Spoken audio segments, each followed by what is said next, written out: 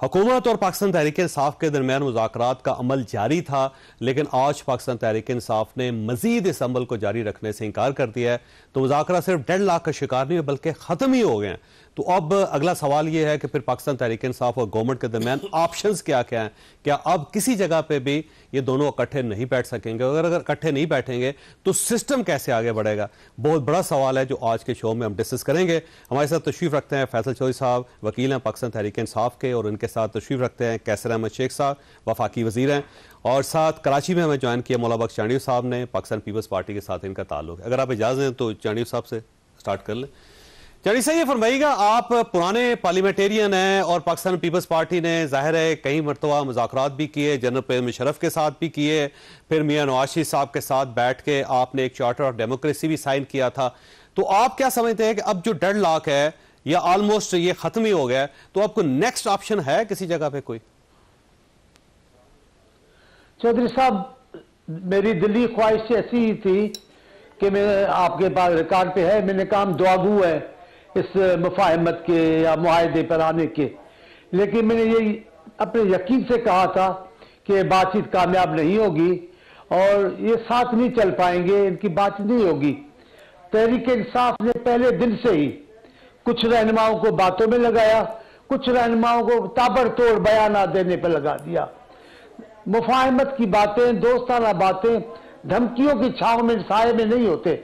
इन्होंने पहले दिन से अगर ये नहीं किया हुकूमत ने तो हम यूं नाफरमानी में चले जाएंगे, हमने ये भी तैयारी कर रखी है, हमने ये भी तैयारी की, ऐसे बातें थी।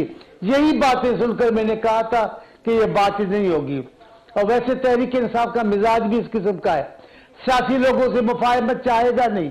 मेरा ख्याल है इन्होंने टाइम हासिल करना चाहा कि शायद इन सियासी गुफ्तगू के हामी भरने से कोई और दूसरे दोस्त भी हमसे बात करेंगे, लेकिन मैं इनको बार बार बोलता हूं, आपका कसूर नहीं है। जब से आपसे उंगली छूटी है आपका कोई फैसला दुरुस्त नहीं है। और आपको ये भी मेरा जुमला याद रखे, मैं हर बार कहता हूं आपको सियासी लोगों से ही बात करनी होगी।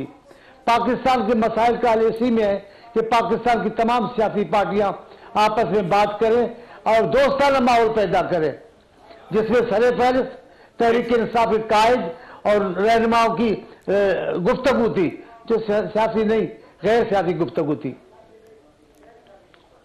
ठीक हो गया। फैसल चौधरी साहब, अब ये फरमाइए सर, ये मुज़ाकरात स्टार्ट भी पाकिस्तान तहरीक इंसाफ ने किए थे, आपने कमेटी बनाई, फिर उसके बाद स्पीकर साहब के पास गए, स्पीकर साहब ने फिर गवर्नमेंट से रब्ता किया, फिर आप ये कहते रहे कि गवर्नमेंट अपनी कमेटी क्यों नहीं बना रही, फिर गवर्नमेंट ने कमेटी बनाई, फिर मुज़ाकरात स्टार्ट हुए, आज आपने खुद ही उनको कॉल ऑफ कर दिया। तो फायदा है सारी एक्सरसाइज का? नहीं, ये ऐसी बात नहीं है, ना इतनी सादी बात है जिस तरह से आपने बयान किया है, चांडियों साहब कह रहे हैं। जब आप मुज़ाकराती कमेटी के रुकन और उसके स्पोक्स पर्सन यानी पीटीआई की तरफ से जो शख्स चेहरा है मुज़ाकरात का, आप उसके घर पर रेड करेंगे वारंट लिए बगैर, किसी इंक्वायरी किए बगैर, तमाम केसेस पे बेल्स में हैं, तो हम इसको मुज़ाकराती अमल के ऊपर हमला तस्वर करते हैं। आपने हामिद रजा साहब के मदरसे और घर के ऊपर जिस तरह से कल पंजाब पुलिस के गुल्लू बट चढ़ाए, उसके बाद आप हमसे किस रद्द अमल की तवक्को करते हैं? चांडियों साहब ने ये नए नए इत्तेहादी हैं नून के, तो बड़ा शौक है इनको कि उनकी बात करें।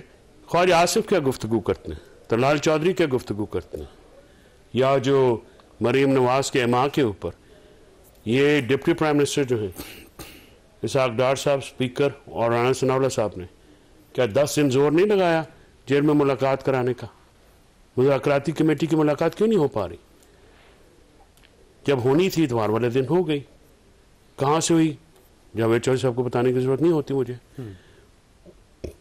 इतनी बेख्तियार कमेटी, फिर सर बेख्तियार तो शुरू से थी ना, फिर ही आप इनके साथ मुज़ाकरात नहीं, तो फिर आप मुझे ये बताइए कि अगर बेख्तियार जो इतने बेख्तियार थे कि आप मुलाकात भी नहीं करा सकते हैं, आप इतने बेख्तियार हैं कि आप अलामियों के में ये लिखते हैं कि हाँ इनकी मुलाकात होनी चाहिए, और उसके बाद आप हाथ बांध के हमारी तरह खड़े हो जाते हैं, हम तो अपोजिशन में। सर शुरू में भी आपको पता था, आप बल्कि कहते थे कि हमने उसमें आप लोग कहते थे, आप लोगों का तशन्नो था। और मैं अभी आपको एक और बात बताता हूँ कि हमने मुज़ाकरात हुकूमत से तो शायद ख़त्म किए हैं, हमने मुज़ाकरात एक जगह और स्टार्ट कर दिए हैं। किसी और जगह पे किए? जी बिल्कुल स्टार्ट किए हैं। कहाँ पे? हमने आज 3 नुकात के ऊपर सियासी जमातों से जो अपोजिशन में हैं उनको एंगेज करने की बात की है। हम पहले भी कर रहे हैं। हम डेमोक्रेसी, रूल ऑफ लॉ और ह्यूमन राइट्स के ऊपर। ठीक हो गया। हम नेशनल पार्टीज जो हैं, मारंग बलोच की जो आवाज़ है, मिसिंग पर्सनस का जो मामला है, हम समझते हैं कि हमारे मिसिंग पर्सन हों या किसी और जमात के मिसिंग पर्सन हों, ये एक इशू है। सर मिसिंग पर्सन तो आपके जमाने में मिस हुए थे ना, आपको शायद याद नहीं है। ये सारा क्राइसिस बल्कि उससे ज्यादा खौफनाक क्राइसिस पैदा हुआ था। हाँ ठीक है, लेकिन ये हजूर इतनी कोई एंजॉय करने वाली बात तो है नहीं। बात गुजारिश है कि मिसिंग पर्सन हमारे दौर में हो या इस दौर में हो, पंजाब में हो रहे हो। बोलो पहले तो हम पंजाबी, आप और मैं पंजाबी हैं, ठीक है, हम नहीं बोले। नहीं सर, मारंग हम नहीं बोले, सारा इशू ही नहीं, हम नहीं बोले ना सर। मानिए एज ए फिगर ही डेवलप उस वक्त हुई थी जब इमरान खान पंजाब को इस बात पे स्टांस लेना चाहिए था जब बलूचिस्तान में मिसिंग पर्सन हो रहे थे, केपी में हो रहे थे, लेकिन हम नहीं बोले। आज पंजाब में हो रहे हैं तो हमें पता लगा कि दर्द क्या होता है। ठीक है, बात यह है कि हम इंटरनेशनल फोरम से यहाँ पे अपने मिसिंग पर्सन का मामला उठाएंगे। हम बलोच मिसिंग पर्सन का मामला भी उठाएंगे, बलोच के साथ मिलकर एहतजाज करेंगे। हम उन समेत तमाम जमातों से, ठीक है, इन 3 नुकात के ऊपर हम ग्रैंड नेशनल डायलॉग जिसको कह सकते हैं। और फिर आप मौसम दावड़ को भी शामिल करेंगे उसमें। देखिए मौसम दावड़ हो या जिनका मिसिंग पर्सन का काम है, हम उस पर करेंगे। और आप आने वाले वक्तों में देखिएगा कि हम इसमें एक जो सियासी अमल का आगाज हमने किया था, जिसको हुकूमत ने उसका सियासी तरीके से जवाब नहीं दिया, उन्होंने पुलिस के जरिए एक बदमाशी का जवाब दिया। फिर हम क्योंकि सियासी लोग हैं, हमारी तो मुज़ाकरात ही एक हमारे पास हथियार है, तो हमने ये मुनासिब समझा है। इमरान खान साहब ने भी आज अपनी पार्टी को हिदायत कर दी है कि आप तमाम जमातों के पास बिला तफरीक आप जाइए और इन 3 नकात के ऊपर जो आपके साथ आता है हम उनके साथ मिलने को तैयार। अच्छा शेख साहब, देखें छोटी सी चीज थी जिसकी वजह से सारा अमल डीरेल हो गया, एहतजाजन डीरेल हो। आपको क्या जरूरत थी कि हामिद रजा साहब के मदरसे पे पुलिस भेज दें या उनके घर के ऊपर छापा मारना शुरू कर दें? अगर ये मुज़ाकरात चल रहे थे और अगर आप समझते थे कि इसको फ्रूटफुल होना चाहिए, तो ऐसे जेस्चर है जिसकी वजह से हर चीज रिवर्स हो गई। जवेद चौधरी साहब, ये कोई आज पहली बार तो मुज़ाकरात दुनिया में सेकंड वर्ल्ड वार हुई, लाखों बंदे मर गए। आप तो एक छोटी सी बात कर रहे हैं, 5 करोड़ लोग। उसके बाद फिर मुज़ाकरात हो गए। हमारी इंडिया से जंगें हुई, हमारे शहीद हुए, उसके बाद भी हमने मुज़ाकरात कबूल कर लिए। ये कोई नई बात नहीं है, ये तो सियासत है। और मुज़ाकरात के अलावा या तो कोई हल निकला हो। इनसे हम कहते रहे, ये हमें चोर डाकू कहते रहे, ये तो यही कहते हमने किसी से मिलना नहीं है, चोर डाकू हैं। हाँ, और इन्होंने कहा जी हम इस्टेब्लिशमेंट से मुज़ाकरात, एक हंसने वाली बात है ना। मुज़ाकरात तो पॉलिटिकल लोगों के होते हैं आपस में, इस्टेब्लिशमेंट के क्या मुज़ाकरात होने। ये पहले दिन से यही कह रहे हैं कि वो ताकतवर है, हम कह रहे हैं कि हमसे आके करें, असेंबली में बातचीत करें ना बातचीत। 2.5 लाख के बगैर तो कोई सियासी अमल होता ही नहीं। और 2.5 लाख आपको अपने वज़रा को कंट्रोल करना चाहिए था। ख्वाजा आसिफ साहब की गुफ्तगू सुन लें, राना सनाउल्लाह साहब की गुफ्तगू सुन लें। साहब आप ऐसी बात कर रहे हैं, हर जगह मुख्तलिफ ख्यालात के लोग होते हैं, ना कंट्रोल हो सकता है और ना ये आपको मुतालबा करना चाहिए। बात में आपको, हम किसी की शिकस्त के या फतह की बात नहीं कर रहे, ना मुज़ाकरात पाकिस्तान के लिए हो रहे हैं, पाकिस्तान के लोगों के। ये मुज़ाकरात क्या सिर्फ मुस्लिम लीग के चंद लोग या PTI के जो चंद रहबर या रहनुमा हैं उनके लिए मुज़ाकरात हो रहे हैं? लोग हैं, 24-25 करोड़ बंदे हैं, गुर्बत की लकीर के नीचे 9-9.5 करोड़ बंदा चला गया है। हमारे यहाँ बच्चे तालीम नहीं, 2.5 करोड़ बच्चा हमारा स्कूल नहीं जा पा रहा।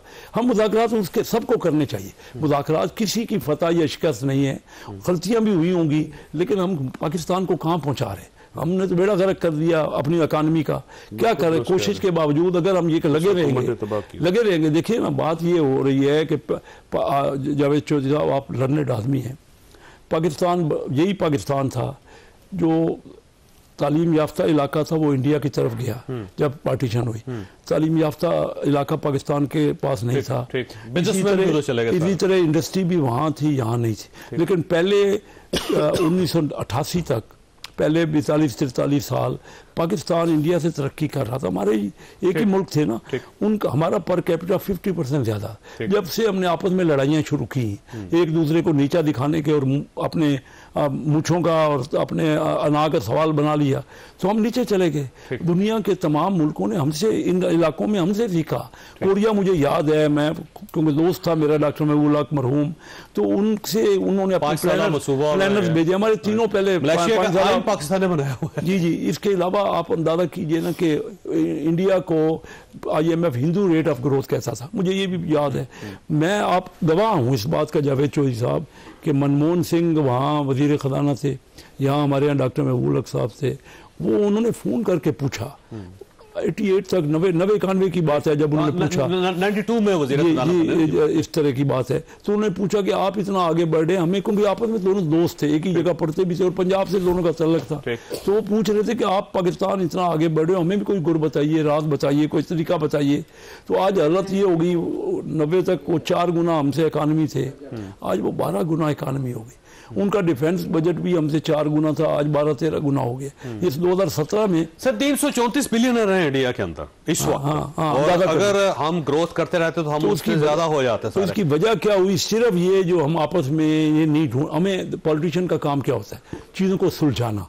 हम तो लग पे हैं एक दूसरे के खिलाफ बातों, मैंने किसी ने भी किया, हम सबको पाकिस्तान के लिए, अगर किसी की गलती है छोड़ के, ये छोटी छोटी बातों को हम, अब आपके पास सवाल छोड़ के जाना, 25 करोड़ बंदे की सोच है। ऑप्शन क्या है? क्या पाकिस्तान तहरीक कोई ऑप्शन किसी का, इन्होंने आ जाना है डायलॉग पे, इनके पास भी नहीं है, हमारे पास भी नहीं है। ये मैं आपको ये वक्ती बातें हैं कि आज इन्होंने ये कह दिया तो रोज चेंज करते हैं बातों को।